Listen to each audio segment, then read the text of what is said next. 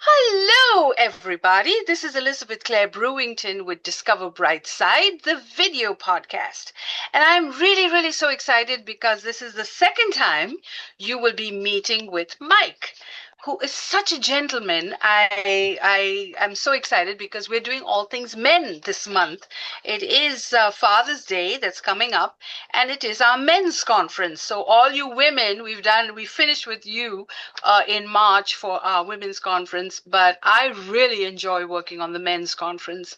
And so I have someone that's going to inspire you.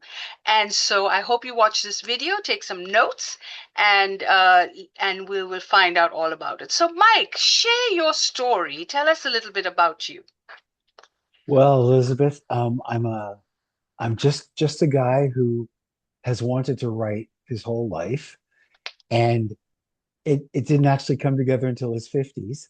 Uh, and in 2022, following some pretty dark times coming out of COVID, and end of a long-term relationship, being a single dad with two kids, um, I sort of found my voice. And I started writing short stories. And I just started publishing them onto a Substack page, and it was just sort of it was really just for me. And I seemed to have a lot of stories, and then I started posting haiku and poetry and silly things, and then I started posting chapters to books. So before I knew it, 2 years later, I had written and published four books.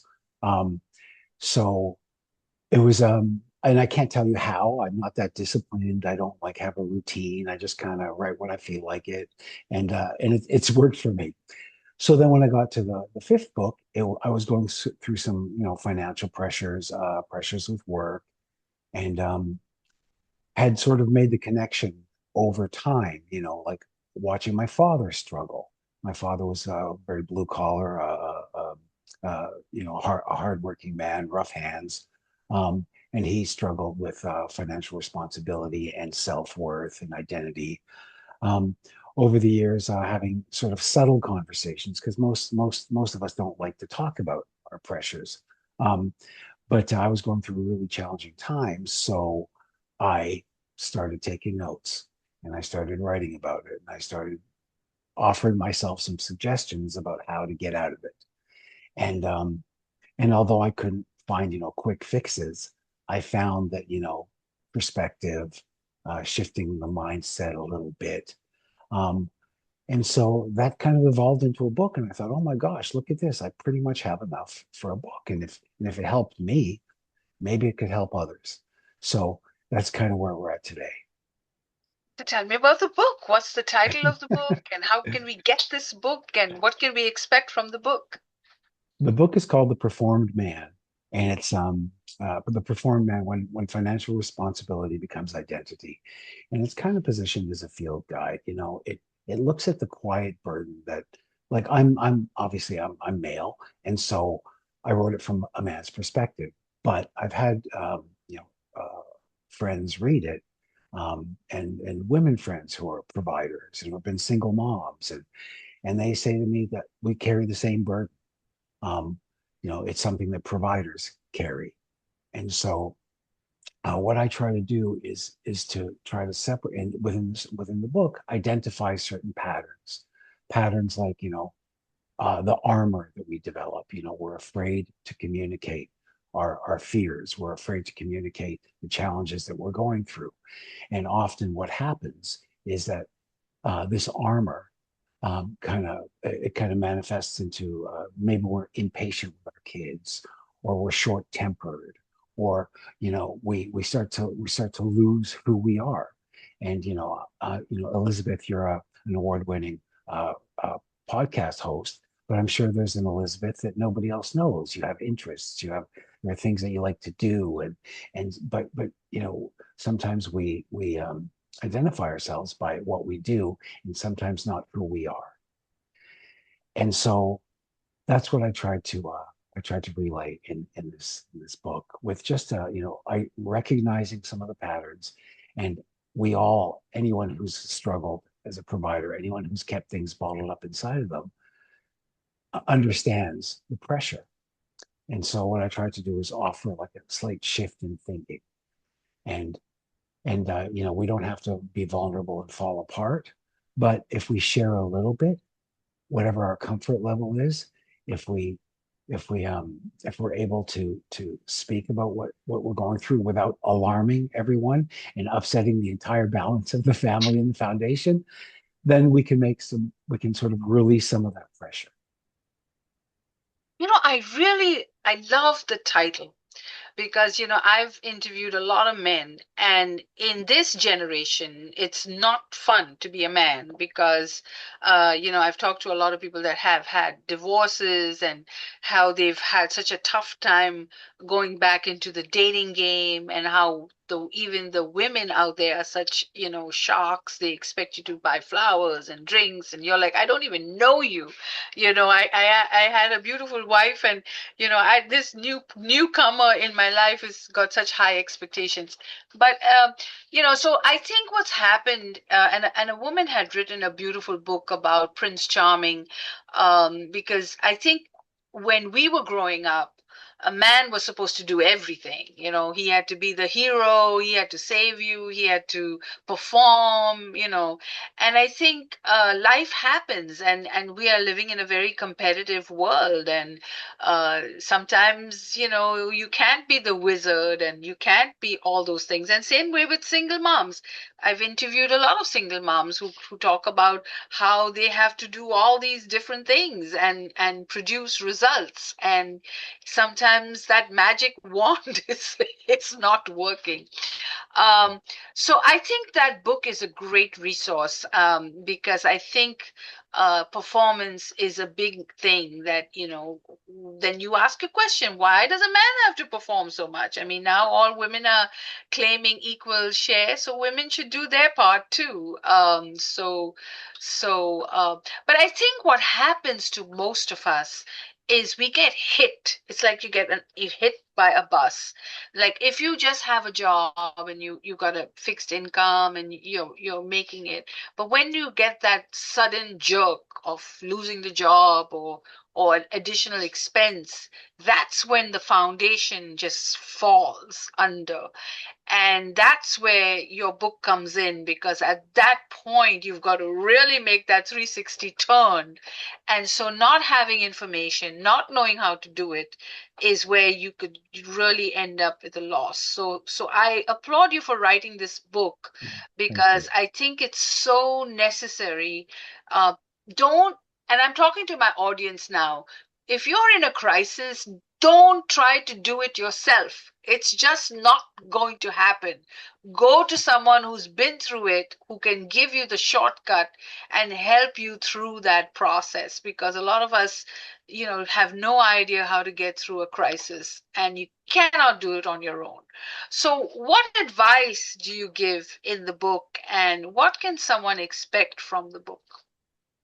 Well, the advice is sort of based on learned experience, and every person is different in the sense that some people are okay to be vulnerable, some people are not. Some people have like that thick skin and they want to maintain that thick skin, um, and some don't. So what I try to offer is a shift in perspective that works for each individual. So, for example, you're a person who is relatively stoic and understands and nose to the grindstone. I have to provide for my family. I have to protect my family, um, and I don't want to upset the balance. I don't want to scare them into thinking that I don't have this, that I can't handle this.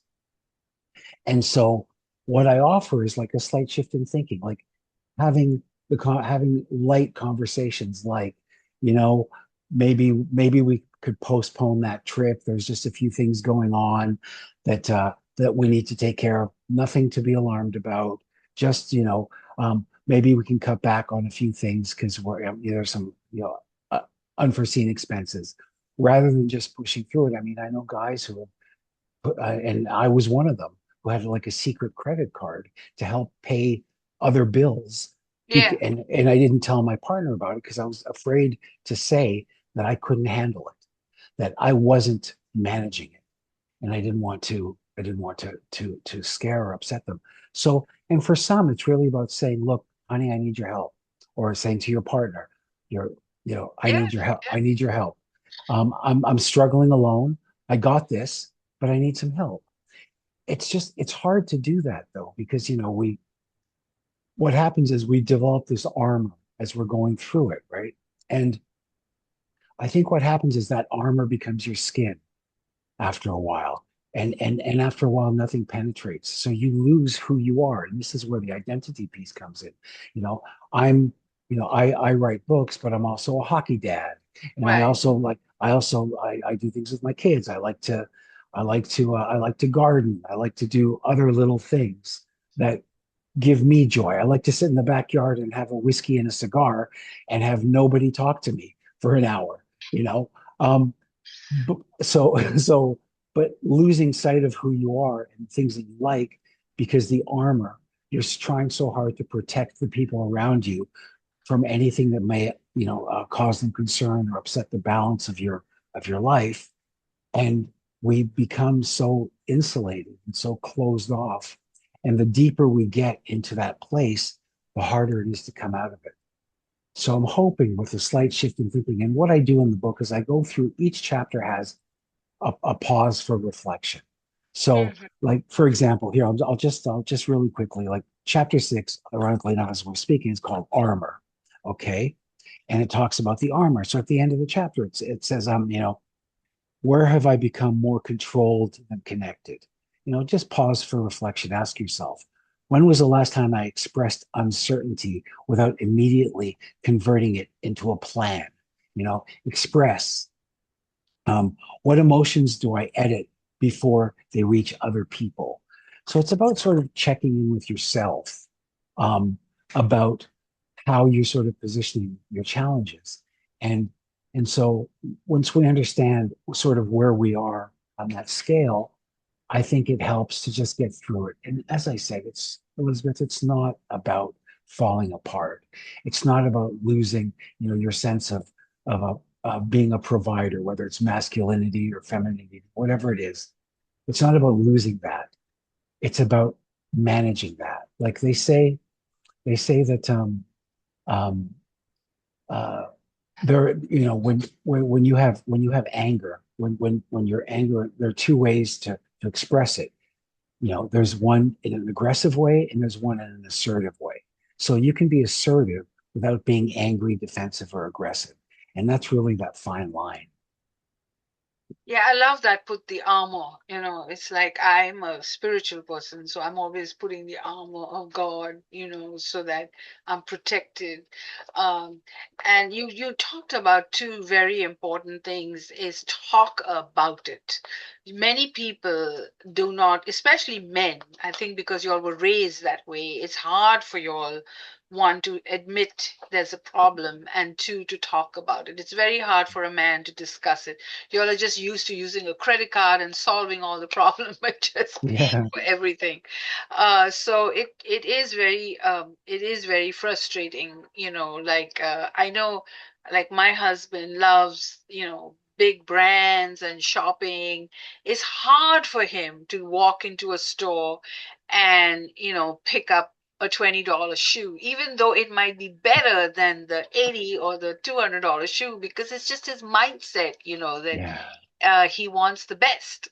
And when I first got married to him, because I was very miserly and thrifty, and I could not understand, the shoe to me looked the same. I'm like, what is the difference? But as I've grown older and I've loved him more and more, I've realized that he doesn't buy a whole lot of things. Like, it's not about quantity, but it's about quality. And so now we can figure it out together.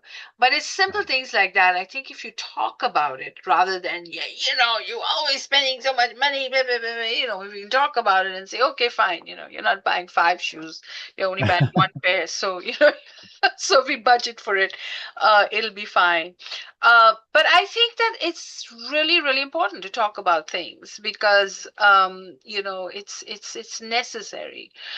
So putting on the armor, that's a great technique and performed man. And so how does it end? Do you start becoming more real and accepting, or what is now the I don't want to give away the book, so you don't want to tell people the thunder because we want them to buy the book.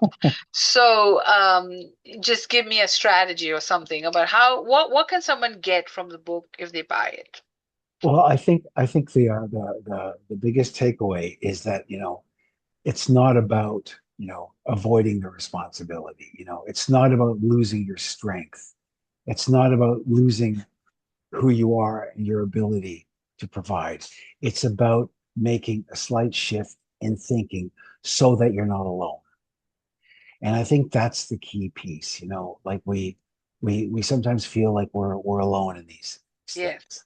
And and and the real risk here, and I experienced this risk firsthand, is I was alone in these things, and it came out as anger, as Yes. impatience, as Yes. frustration, and I ended up losing a lot uh, because I didn't see what was happening. I was the last one to see what was happening. And so this is the risk we run, you know.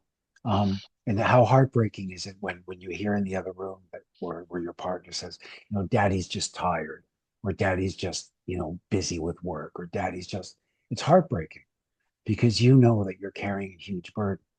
So Yeah. all I try to do is help to ease that burden. And I offer a few tools, a few suggestions, but it's really about maintaining who you are as a provider, but also as a person, because your self-worth doesn't weigh on your financial responsibility. It weighs on the person you are, and inevitably finding that balance. So really that's what I tried to do. It took my hindsight is 2020, and so in writing this, and I've shared it with quite a few friends and readers, and I'm getting the same feedback. Like it really resonated.